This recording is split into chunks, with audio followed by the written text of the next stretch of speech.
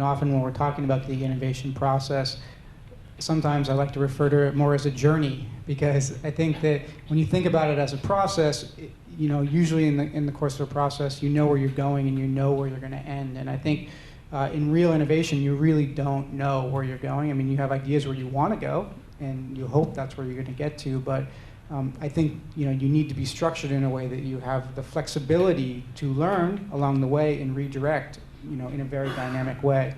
If we're saying that innovation is more of a journey, and we look at the way a lot of corporations are structured, it doesn't seem like they're structured for journeys. So I wonder if anyone has any comments on that.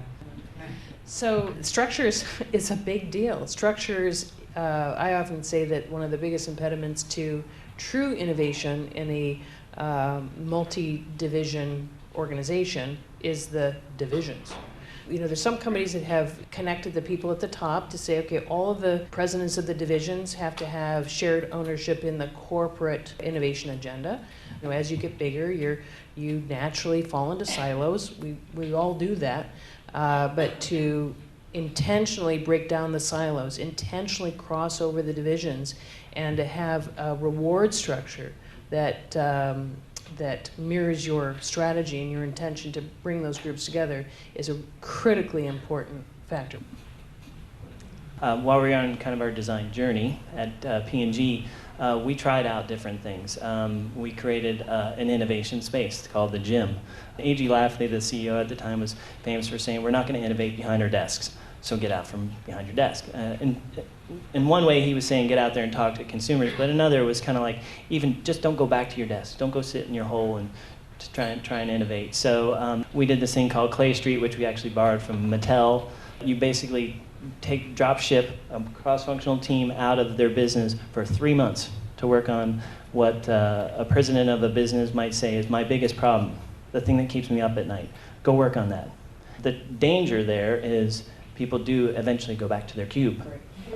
So prior to leaving P&G, they were working on how do we ease that transition, because eventually you do have to go back to your day job. So how do you keep those ideas alive?